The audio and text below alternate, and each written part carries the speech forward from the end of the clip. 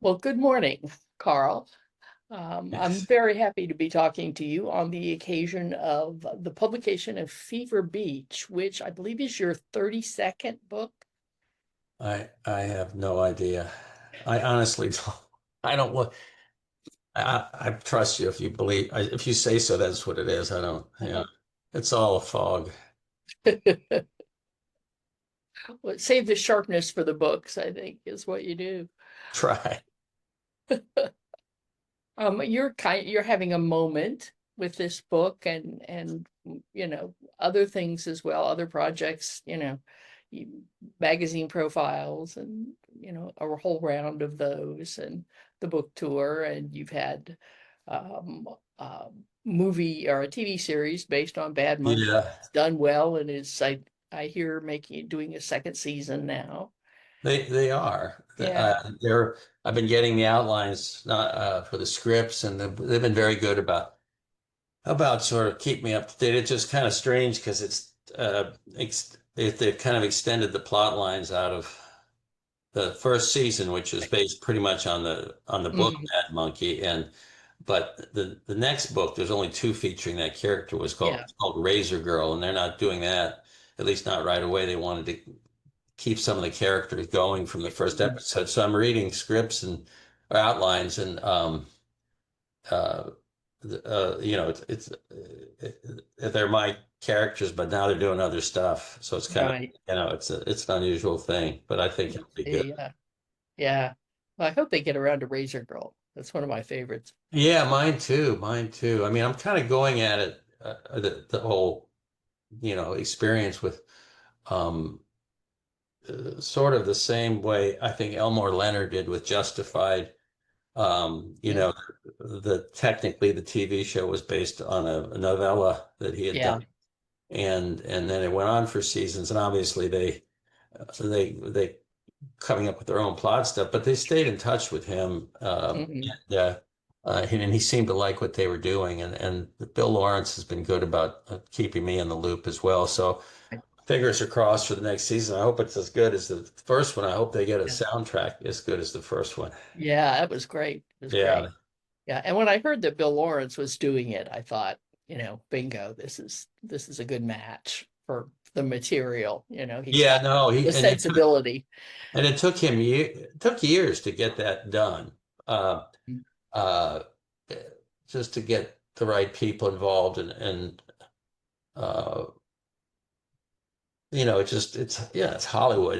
Yeah, it's a long You process. got one actor who's interested for a while, then he's not interested, and I Hmm. mean, it's just you're at kind of the mercy of that Yeah. machine out there, and so I had literally, in my mind, it was pretty much on the back burner because it'd been going on for so long, and I try not to get you know too caught up in it. But then he called one day and said that Vince Vaughn wanted to be in it, and what did I think? And I thought I had never really thought about actors, so I thought, well, he could do it. He's got the smart ass vibe down. So Yeah. and he did a good job. Hmm. I think I should maybe hold on a second. I guess I should have this somewhere, shouldn't I? This put the book stand. Like, Oh, yeah. is that what writers do? Is that right? Yes, yes. I'm That's, sorry. I should no, have prompted you. I I should have guarantee you prompted that's you, gonna fall down, so it doesn't matter. probably. So look at it now. Yeah, So you don't cast your books in your head. never. Yeah. I never have, and I've had so many of them that have been optioned Hmm. uh, for years by for feature films, Sure. um, and now more for streaming series. But the feature films rarely got made. Hoot got made and Striptease got made, but Yeah. most of them. So I've got boxes and box. One is in a warehouse, the boxes of all the different scripts Oh, uh, wow. that I keep, Yeah. just to remind myself that I still need to hang on to my real job. Are you ever tempted or prompted to write scripts for No, the I've been project? asked. When we did Hoot, Yeah. because Will Schreiner, a great guy and very funny, but he was directing it and also writing it. So all the drafts that we'd have to do, the studio, there were two different Mhm. studios that they come back with these notes, and so he'd give that version to me, and I'd go through more notes in the margin, or I would work, fix a Right.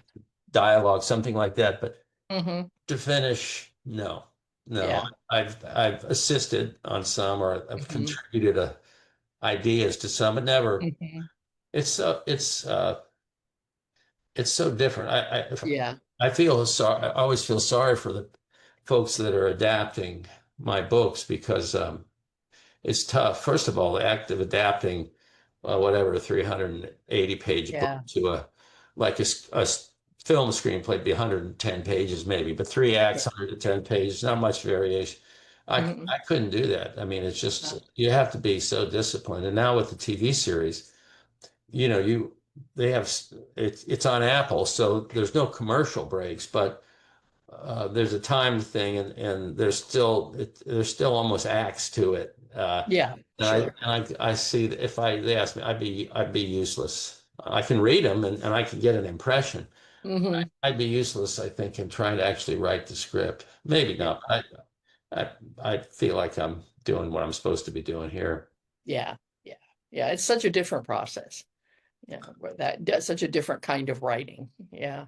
But you And know, you're Colette, you know who's some writers have really made sure. a transition well. When I was in Los Angeles a few days ago, I um, I was on stage with Dennis Lehane, and Yeah. Oh, yeah. he's a great writer, but He is. he's also a fantastic, showrunner writer for Yeah. TV, and several of his movies have been made into books have Yeah. been movies, and he's able to do both. I asked him about it. Right. I said, "Isn't it a different muscle when you, for instance, when you're writing for television and Yeah. you know, and you have commercial breaks and Hmm. even on the streaming stage, it's just, but he's transitioned very smoothly, and he Yeah. knows how Hollywood works. He's got the system now, but I don't think I have the patience for that. Right. Yeah. I think he's rare in that sense, but Yeah, he's done so well at both of those things. yeah, I would have loved to have seen that talk with the two of you. yeah. I mean, I really admire his writing, and Hmm. again, getting back to the just the discipline you have to have. Right. And that's we can't take that for granted, you know. Hmm. Yeah. Well, let's talk about this book. Let's talk about Fever Beach. Um, I'm always interested in, I'm not that general, where do you get your ideas? I know where you get your ideas. I'm from Florida. Uh, but the kind of moment of a book's genesis, it seems to me almost every novel, when I've talked to writers about them, and I've talked to a lot of them, there's either a character or a scene or an object, a memory, something, one thing that sort of starts the book moving. And is that the case in Fever Beach? Was there a sort of moment of genesis for it that you can Well, I think I knew I wanted just because of the climate in the country that was going Mhm. on, and the amount of it used to be if you were not everybody, but if you had uh, a streak of bigotry or racism or any of that, uh, you'd be ashamed or you'd be afraid to express it. Yeah. And then we now live in a time when it's a badge of honor, uh, Hmm. and the sort of the where any kind of empathy and charity is seen as a weakness. See, things have changed a Right. lot, not among everybody, but certainly among a lot of people. So I Mhm. kind of knew I wanted to be in that world of just sort of explore the world, what I would call casual hate. Mm. People join organizations and just to be joining. And if you have a conversation with them, they're typically not very good at articulating. It's just that they have a grievance. Right. I would have gotten into that college if that black kid hadn't gotten in, or Mhm. you know, it's like here in Florida where the construction industry relies so heavily on immigrant labor, in most places, but Florida especially. And it's like there's a guy working 12 hours a day stuccoing a townhouse. Uh, is that a job that I really wish I had had, that I would have wrestled for him for? Or did he take Yeah. my job away? No, he didn't take anybody's job. They couldn't get anyone else to do it. Mhm. And so all of that stuff. So what happened was one morning I woke up and I went out to pick up a paper in the driveway, and there's this little Ziploc baggie. It's weighted down with rice so it doesn't blow away. And it's got this screed, anti-Semitic screed about COVID in it. This was at the end of the pandemic, but Mhm. basically said uh, the Jews are responsible for all the COVID stuff. I mean, it was just stupid, but it was on all the driveways and Yeah. on my street. And all I could think about was that, you know, it had to be two knuckleheads. One of them was driving, the other was throwing, and then they had to sit in an apartment together. One of them holding a little Ziploc open while the other knucklehead is pouring in the rice and then fitting in the pamphlet.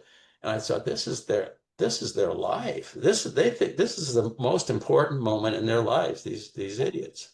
So I just thought it might be interesting to have a couple characters like that. And so that's how sort of the bad guys in Fever Beach, Mhm. and it was still close enough when I started writing for the aftermath of January 6th. Yeah. And there was a point, I don't know if it's still true, but last time I looked, Florida had more January 6th defendants Right. than any other state. We'd sent more folks up to Washington than anywhere else. And so I had that sort of going in my mind. And that's kind of how I don't know if when I picked up that little baggie that I said, I've got to write about this, but my mind always goes to who did it? What are their lives like? And Mhm. how could it be that this is like the high point of their lives is driving around randomly throwing, so I just took that and ran with it. Yeah. Yeah. Yeah. We got those. We got spates of those in over in Pinellas County where I Yeah. was, and in Hillsborough County. They were all over Florida, you know. And I had the same reaction. And what do they think this is going to accomplish? Really, somebody told them on the internet this was a good idea. So and Yeah. it had been happening in Palm Beach County here, and then a couple in Martin County. But when it happened in our neighborhood, it made the news too because it Yeah. indicated. But they eventually arrested a couple guys down in Palm Beach County. I don't know if the same guys, but Hmm. um, uh, that basically, shockingly, they were like two dumb shit kickers in a pickup truck, Hmm. shocking, shocking. Yeah. Yeah. Doctor. Um, and I think the legislature has since passed a law. They really could only get them for littering. Hmm. Yeah. That was the only thing they could have gotten them for up until recently. I think they made that a hate crime in Florida. I'm pretty Hmm. Yeah. Yeah. Um, I I love though how you develop those two guys into characters, and gave them, you know, detail and lives after a fashion. Uh, Dale Figo, I love the malapropisms. He's a sure. type 2 diabolic, and Yeah, he's got to have sugar because he's a type 2 diabolic. Yeah. yeah. Um, yeah, I mean, but you think about this in real life, they have lives. And I mean, I was watching, as all of us did, in semi-shock when the Capitol was overrun on January 6th, and you're looking at these people and you're looking at some of them beating on police officers with flagpoles. Another took a can of Raid and sprayed a cop in the eye, and you think, and they're draped in American flags and Mm. little MAGA, you know, little MAGA hats. But you think they have lives, they have families, they have kids, presumably they have people they sit down at dinner with. And is this what they teach their kids is okay to do? Yeah. And so I wanted to get into that aspect. Hmm. In Fever Beach, Dale's mother doesn't Yeah. doesn't really know what he's No. doing. He lives in a townhouse that she helps him pay for. Hmm. She's a former professional boxer. So her solution when he all this becomes known is she just gives him a right hook across the chops and knocks him on his back. That's a great moment in the book. She is also thinking to herself in the novel more than once. She thinks to herself, did I raise this boy? How did he turn out like this? His brothers aren't like this. His dad wasn't like this. Why is he? there's a Yeah. mother's lament, and I'm Yeah. quite convinced that on that day, January 6th, there were mothers watching Hmm. and fathers watching, and their offspring is storming into the Capitol and defecating and screaming. And I'm sure those thoughts pass through their head Yeah. like, it doesn't matter, you're Democrat or Republican. What is going on? Yeah. I mean, I Yeah. that can't be my boy. You're right. Yeah. Yeah, I didn't raise him to be like that. no, exactly. Yeah. Yeah. Um, you mentioned the bad guys in the book. You always have such a wide selection of bad guys. It's kind of hard to home in on. But for a second, let's talk about the good guys. Um, what made you decide to bring Twilly Spree back? We haven't seen him since Sick Puppy, I don't think. Big Puppy, and he was in one of the kids' books brief a little bit. I think it Uh-huh. was Scat that I wrote a book about the Panthers. I believe he was in that one, but he's one of those that sometimes I when I'm done with a novel, I'm pretty much finished with certain characters. I mean, I feel Right. like sort of tapped him out and not, but with him, he was one of these characters that I thought, God, he might be fun to bring him back because um, he's, you know, I liked him and I liked the idea of someone who, on the environmental side of the Right. issue who has enough money to compete with Act. Yeah. developers and lobbyists and all that, who can match them dollar for dollar. Hmm. Now, a lot of times Twilly's got anger management issues, and he doesn't always go through the judicial route in addressing his problems and his concerns, but he's still a good guy. He's fun to have around, and Hmm. he's a little older than this book, and then he connects with one of my favorite characters, Viva Morales is in Yeah. this book, Yeah. and She's great. she's moved to Florida like a lot of people. She moved from I think the Minneapolis area, bad marriage. Hmm. Husband was betrayed her. He was a complete dirtbag, and so she just moved down here because her sister had told her Florida's great, and when she gets down and finds the cost of housing is Hmm. horrible. So she rents a room, has a room in the same apartment as Del Figo, and she doesn't know him or anything. She doesn't know what she's gotten in the middle of Yeah. because that's where he's stuffing the baggies, and he's Hmm. he's he's getting all his weapons together for the next defense, and so she kind of airdrops in to that, and but at the first she thinks he's he's just kind of a harmless bigot. She thinks he's just so inept that there's nothing to worry about. Yeah. But it turns out that there was something to worry about. Hmm. But I like her a lot because she's also trying to acclimate to Florida for the first time, Hmm.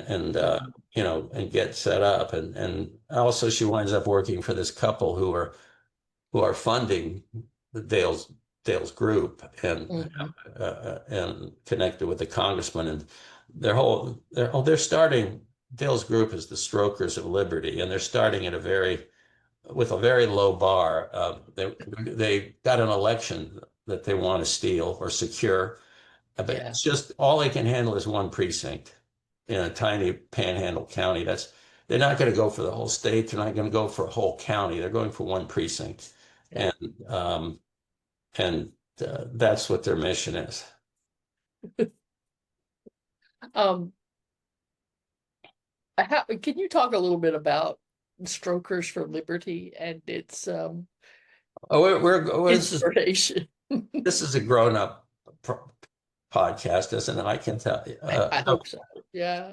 Um, well, in real life, I'd read a bunch about the Proud Boys, and one of the strange things about the Proud Boys is they have very strict regulations about their members self-pleasuring themselves. They're anti-masturbation. Let me put it. Hmm.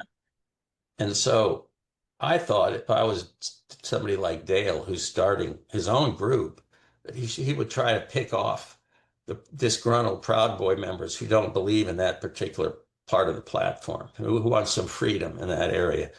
And so that's one of the reasons he calls the group Strokers for Liberty, because he thinks there's a lot of people that will leave the Proud Boys and come join his group if because he takes no stance on masturbation.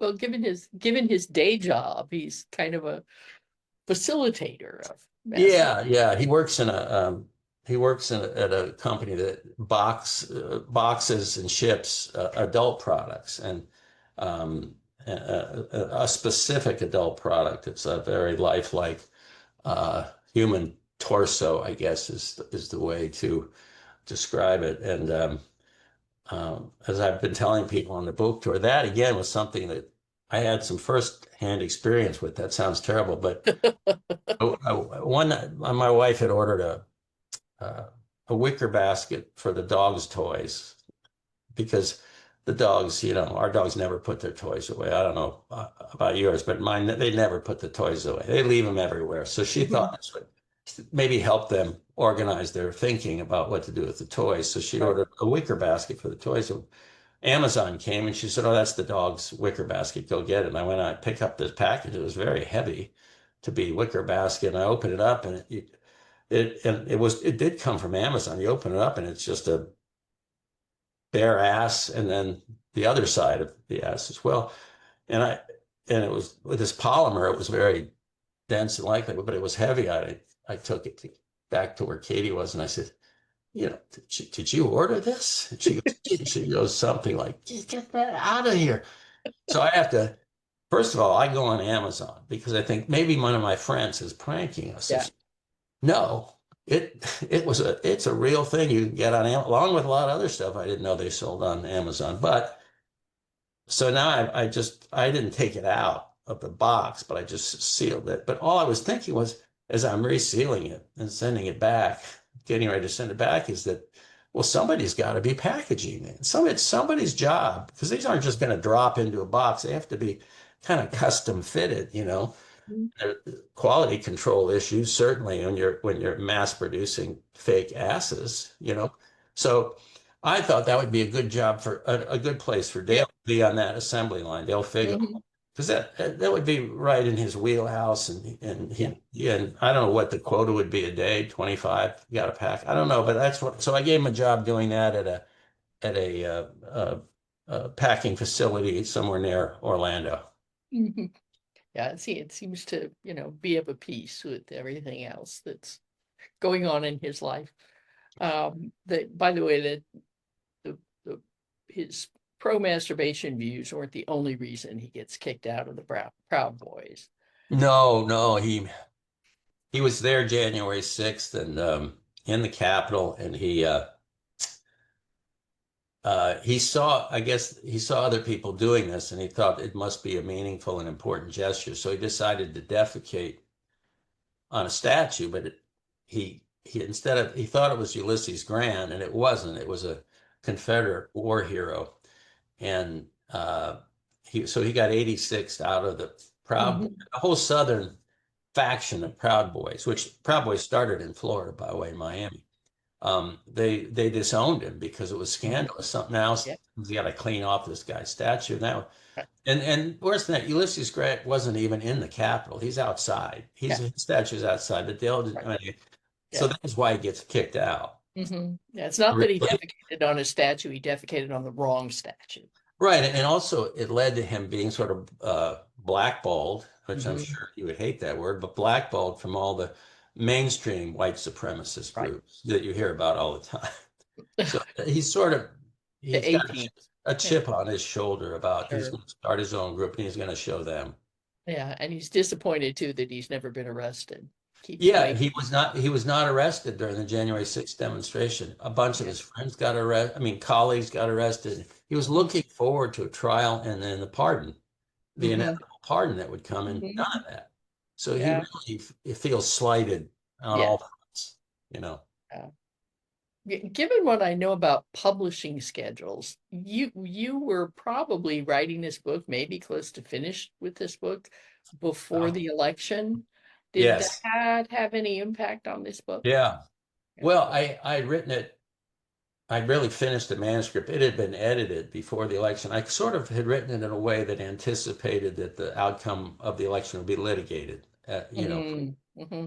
um, Florida tradition. yeah, regardless of who won. So, but when it happened the way it did, and it wasn't really closely contested, except for certain states. But I um I went back real hastily about a week after the election and reread it. And there were parts that needed, I think, to be shaded a little bit, Mm-hmm. to be recast in a way where Dale and Jonas, his partner, Mm-hmm. are acknowledging the new politics that yeah, our people won, but Yeah. they still believe that there's an enemy within. They still believe that there's Mm-hmm. evil, there's pedophile pizza parlors and all that crap. Right. And so, but I did feel like, I did have time. I had a few weeks to do that in, and it was just, but there were certain sections I said, no, given what happened, he would have said this, not this. Yeah. And so I did have to scramble. I've been done, Uh, yeah, for a couple months. Yeah. yeah. Yeah. Um, the book before this, Squeeze Me, which is another of my favorites, um, is based on someone familiar to us all. They tell me there's a resemblance between the president and character in that book and the Yeah. president we have now. I've been told that their resemblance to Yeah. it. One of those freaky coincidences. Yeah, yeah, yeah. Yeah. Do you think that character is going to come back? God, I hope not. God, I hope not. Yeah. The whole premise of that book, when I pitched it to my editor in New York, um, it was just a short idea. Hmm. Giant pythons, Mar-a-Lago. And he goes, okay. Yeah. That's all, I mean, because they're moving north, the pythons, as you know, Right. as Mm. climate change in Florida. They're not just in the Everglades anymore. They're finding them all the way up. And they found that since that book came out, they caught a couple in Palm Beach County, not on the island, Mm-hmm. um, not on the island, but they'll get there. Yeah, They're, they're strong swimmers. yeah, and I don't know. I mean, maybe the Secret Service has trained for that. A giant python showing up off the sea, crawling off the seawall. Maybe Man. they're trained for that. But I'm guessing it's probably going to be something that they'll have to adjust to. Yeah, yeah. We can hope, can't we? But I don't know, maybe they'll start deporting snakes. I don't know. Um, I'm circling back to another set of bad guys, the minks. Yes. Yeah, they were fictitious, but there were a lot of there was big money that financed the movement that many people to Washington D.C. Sure. January 6th, and some of them have been identified as they formed these groups and just whatever they were giving them money for, motels, laxatives, I guess. I don't know what else they were buying for these bozos, but Yeah. so the Minks are a reputable, wealthy couple that their names are on a whole bunch of buildings and they Yeah. medical wings, good things, and but at the same time they're not good people, and they're funding uh, uh, that they funnel money in a way that it gets to the strokers because they Hmm. want to keep that fire alive, and they're connected to a crooked congressman whose precinct who needs that precinct, he thinks, to win re-election, and so he's one of their political um, angels. He's one of the people Yeah. the Minks have picked out and said, we need you need to be up there fighting for America, fighting for white America in particular. So, but so I just invented that couple just because uh, I read stories about some of the very wealthy people that had contributed quite a bit of money to Hmm. January 6th. And I don't know if they knew how it was going to go down. Hmm. Maybe they thought it was just a political rally. But nonetheless, when they were exposed as having funded it, Hmm. um, people in some case started putting some distance between themselves and those people, Right. Right. as a normal person would, because Right. it did turn into a riot. Yeah. And the minks also turn it and become a kind of link among other parts of the story. Yeah, They're yeah. No, Viva ends up working for them right. because Right. she's handling the grant applications and things. Yeah. And these big charitable corporate organizations have layers of employees. Sure. To her, it Sure. was a job she'd applied for. She'd been in HR before and Hmm. up north, and she didn't know anything about it. She just ended up working for them, Yeah. Yeah. she didn't know their true feelings about a lot of things. Yeah. But they come out. Yes, they do. And they're also linked to the subdivision that Twilly is up in arms about. But anyway, they're tied to the bunkers. And one of the things I really was touched by in this book was that the date that Twilly takes Viva on, that's the kind of monkey wrenching. He calls her my little monkey wrencher, I think. Yeah, I love when you drop those references to Ed Happy. yeah. I try to do that, and Yeah, but the other thing, I wouldn't say what he does. It's a piece of equipment that yeah, is on this project site, and he takes care of it. But and um and he understands that there's a futility in this. He's not yeah, stupid.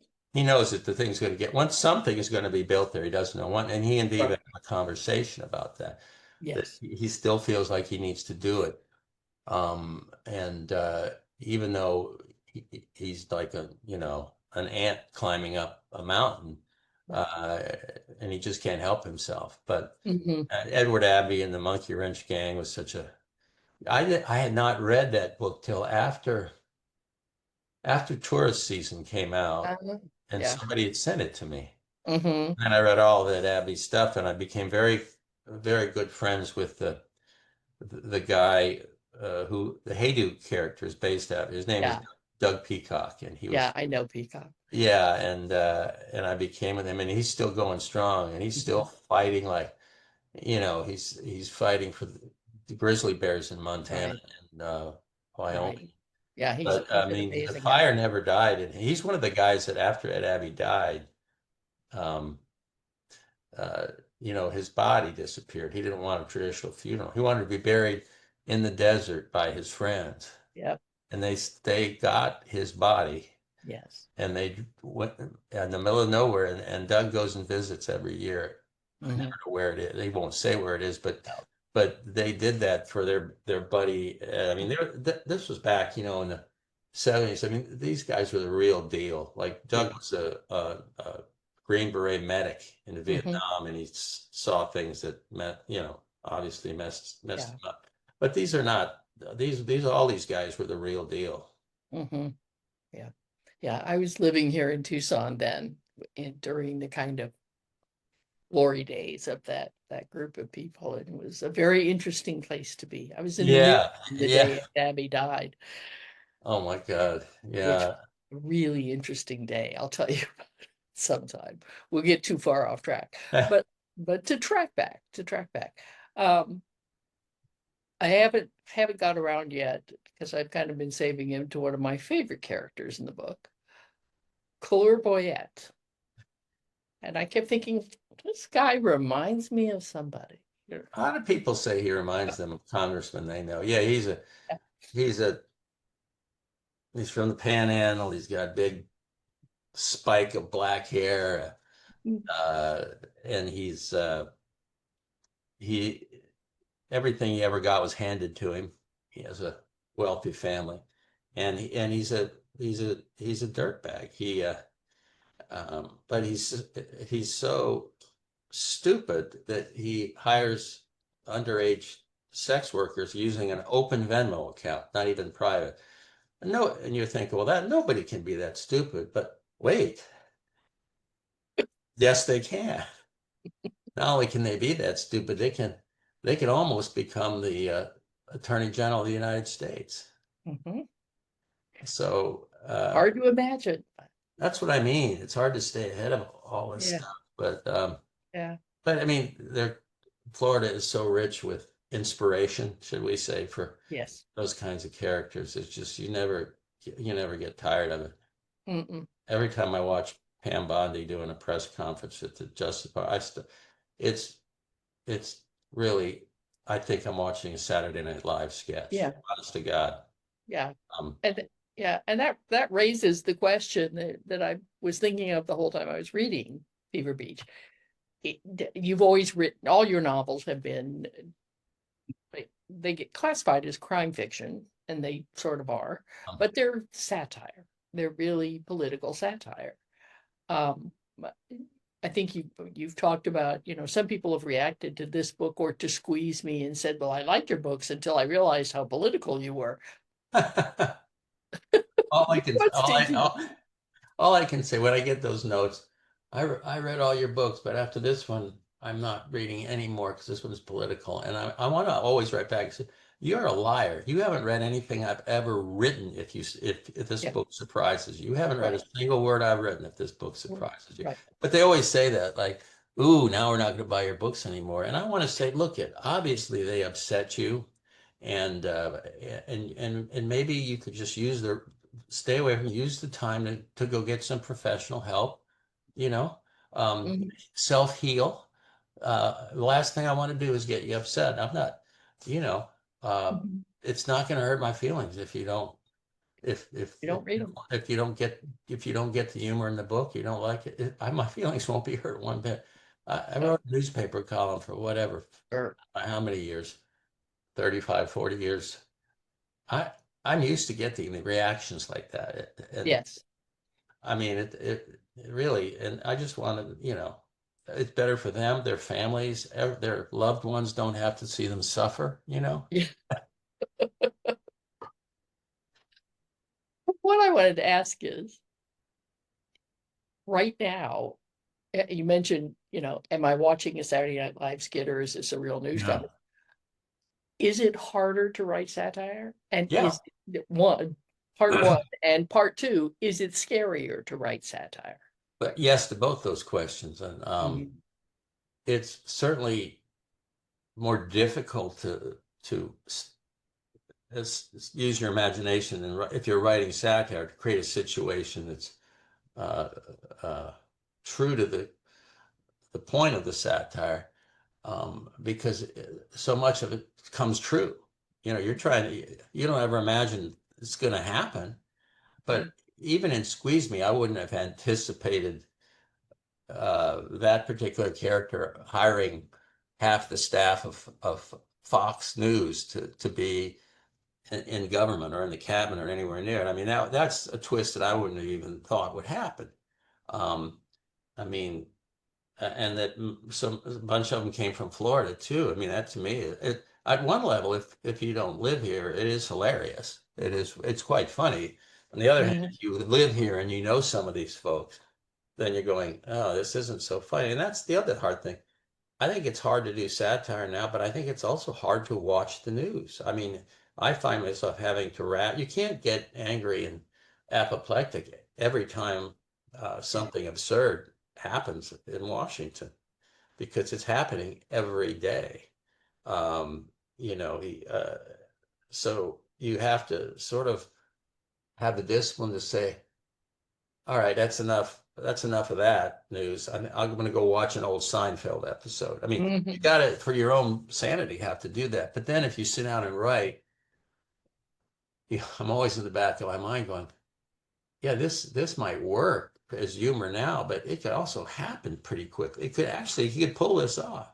Yeah. Um, you know, I wouldn't I wouldn't have dreamed of having the character in Squeeze Me, uh, the president whose name was Mastodon, his Secret Service name was Mastodon.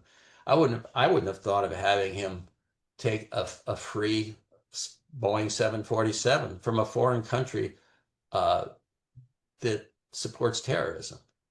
Mhm. But that's what he did, you know. Yep. Um, And I see, you just can't literally, as Dave Barry would say, you can't make that up. I mean, he really did it. And um, so, yeah, I mean, I think it's just, you just have to fine tune as you're writing. You really have to work at finding a moment for a character that couldn't really come to pass, and it's hard. It's Yeah, hard.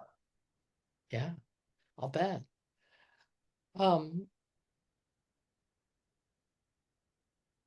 even though he has, even though he has a certain fate in this book, um, do you think Clore might come back to run for governor? Oh, I wish he would. I don't. He's not going to make any more appearances in any of my books, I think. No. Nah, probably not. Uh, well, because at the end, I won't give away what happens. Yeah, no, we don't want to give away, but No, but I in Florida for the upcoming governor's race. I mean, I'm greatly looking forward to uh, Governor DeSantis' wife running, Matt Gaetz running, like he mm, says he's going to, and there'll be a whole. They will turn on each. All of these people are going to yeah, turn on each other like vipers. You know, DeSantis used to be close to Matt Gaetz. Matt ran, I think, one of yeah. his campaigns. You never hear him mention his name now. It's funny. Hmm. Why? I wonder why. But and then things again. Another DeSantis guy was the chairman of the state Republican Party. He got caught up in the swingers scandal. The Moms for Liberty, his wife, Sarasota. Moms for Liberty, Sarasota. And that's still going on. She hasn't quit. No, She's up there. He yeah, had to resign, but yeah. when They the did. text, transcripts of those texts came out, they were Mhm. better than anything anybody could write. You know, Yeah. here's the head of the Republican Party in Florida out soliciting women to come home and have sex with him and his wife, and he's auditioning them, taking pictures of him in bars through a beer glass so they can't see him. This is this is some priceless nonsense, you know. Hmm. And I feel bad that I didn't think of that before that was going to happen. Of course, Moms for now I know what it means. Moms for Liberty. I didn't know. Now we know. Yeah. It means liberty, Yeah. serious Kind of liberty. like Strokers for Yeah, Liberty. strokers for liberty. Yeah. Yeah. Yeah. Do you ever wish you were still writing your column? Sometimes I do. Hmm. When some stories happen, yes, I do. But on the other hand, it gives me an extra day or so to work on the books. And secondly, I can still channel through the Yeah. novels. Right. The thing, and you'll understand this, before I really had no time to do any reading, and when Hmm. I have a little more time to read because when I'm working on a novel and I was doing news, I almost never read any fiction when I'm working Right. on a novel on purpose. I don't. Hmm. Um, but but now I actually have some time to work where I can read books that have piled up for years that I Yeah. wanted to read. And so Hmm. selfishly, um, you know, I, you know, I don't miss having my whole week consumed. I do think, Yeah. and I like the idea of being able to focus 100% on the book. But the other part of this, Colette, is what's happened in newspapers. The Hmm. sort of the role of a columnist. I mean, the circulation is down so far. In a lot of newspapers are Oh, yeah. struggling. A lot of columnists have left their Right. jobs and they're writing for like Substack and other things. So Hmm. I missed the Miami Herald the way it was, Yes. and Yeah. also the I missed honestly. I mean, St. Pete Times, Tampa, another one of the great newspapers in this country, and to see the struggle, and it's financial, Hmm. it, it's it's affected communities everywhere. The heartbreak is there are many small newspapers that have no real reporting staff anymore, no Yeah. one to cover government, no one to keep an eye Hmm. on the thievery and corruption that goes on, not just in Washington or in Tallahassee, but everywhere. Even Everywhere. at the smallest municipality, Right. contracts are getting funneled to relatives. Fixing is going on every day, and Mhm. you don't have the journalists to cover that. Uh, in your own local neighborhood, that's a big part of democracy, that for having an informed public. Yes. And when you can't get the news about what's going on with your own city council, because there's no one to cover it anymore, that has a Yeah. direct effect on everybody in the community. Yeah. So Yeah. that part of it makes me sad, you know, Hmm. that, but I mean, yeah, certain days I miss the column, but a lot of times, like I said, I have energy. It goes into other things. Yeah. Yeah.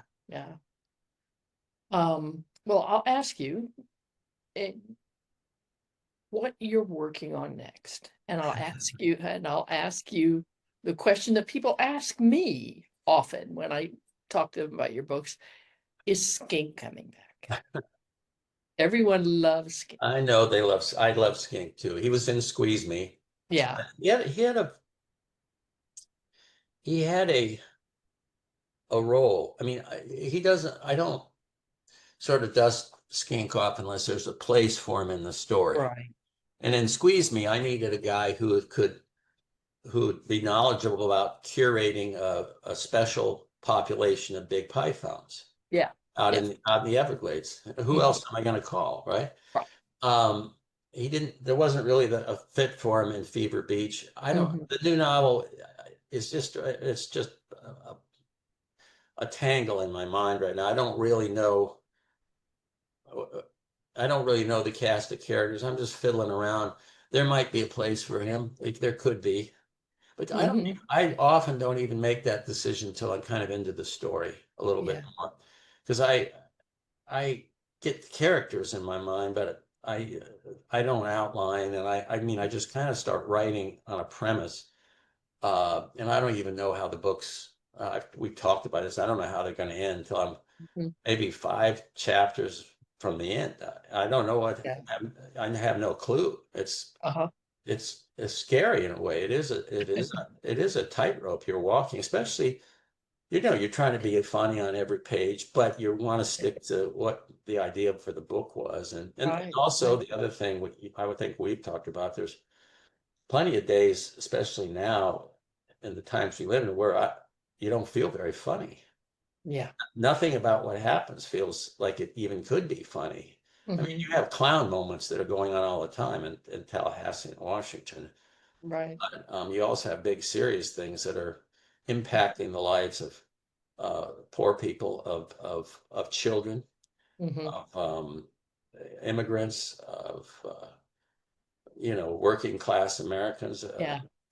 that you see just, you know when you see it, it makes you heartsick, and you don't feel like necessarily going to try to write something funny, but your job is to do that, so you find a way.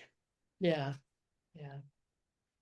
Um, so this will be another, the term adult novel is so weird, but not one of your children's books. Probably will. Yes, right now that's the plan. That's the Yeah. plan.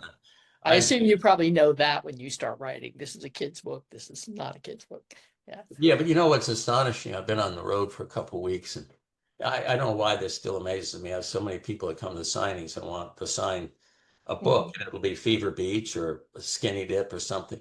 And Hmm. the first thing they say is, I started reading you back in Hoot when I was in seventh grade, when Hoot came out. Yeah. And I said, and you've transitioned, you've been corrupted to these books. But I've also met so many of them that have gone into, I mean, into a branch of the sciences, or working for the government or the Forest Service, or they they're they are dealing with the issues facing our environment. I mean, they're out there working, and Yeah. and I had so many of them say to me, your book started all that thinking in my head, and that meant more than any. You read a book when you're 8 or 9 years old, or 10 years Yeah. old, and it stays with you that long. Right. Um, you know, Yeah. That must be so satisfying. Yeah. it is. I mean, it just always throws me for a loop. Yeah. Yeah. I think you said before that that you loved you love those young readers that They're they're the best. The yeah. mail, I mean, they still send mail because I think they're a lot of times their teachers Hmm. say you have to write a letter, not an email. And and the letters I get, and they bundle them up and send them to me a couple of times a year. The publisher does, and I tell you, it's almost scares me to say this, but I read those letters, and it actually gives me some hope for the human race and for this Hmm. country too, because these kids are all in, they're invested, Yeah. they're smart, and the fact that they're even reading a book, and it doesn't matter if it's my Yep. book, any book this day and age, because Right. and not on an iPad or their cell phone. Hmm. Um, That they have that attention span. yes, I mean it makes you feel good that you know that they're out there and they're reading and they're trying to learn and trying to do the right Yeah. thing. All of that is kind of a nice counterbalance to the way I view humanity Yeah. in general. I'm including myself, you know. Yeah, I know. Well, is there anything that we haven't talked about that you want to talk about, or do you want to end on that hopeful note? I think we should end on the hopeful note, but if you can think of something, if you can think of something depressing and discouraging, we want to end on that note. We can do that. Well, she's not depressing or discouraging, but I just wanted to put one word in for another character in Fever Beach who's one of the few, likable characters in Fever Beach, Galaxy. Oh yeah. Galaxy, your female characters, your women are always great. Well, it's nice to say that I've been lucky throughout my life and knowing a lot of strong, funny, Mhm, sharp women who are always a couple steps ahead of me. mhm. But I like She's a Galaxy couple a lot steps. too. Yeah. She in the novel, she's the person that the congressman has been hooking up with, Hmm. and uh,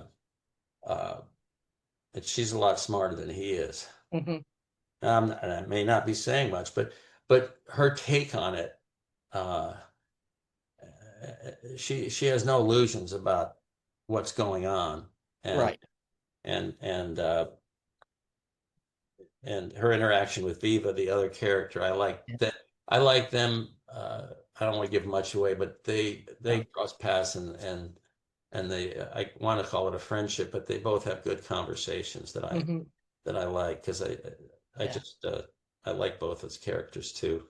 Yeah, I do too. Maybe one of them will come back. One You never know, you know. Well, all right. It's been a pleasure as always, a delight to talk to you. And it was a delight to read the book as well. And Oh, I'm glad you liked it. Thank you yeah, again. You've been very kind to my work over the years, and it helps though that you know Florida, and you know the one thing I'll say about this book is I wish it wasn't so close to the truth.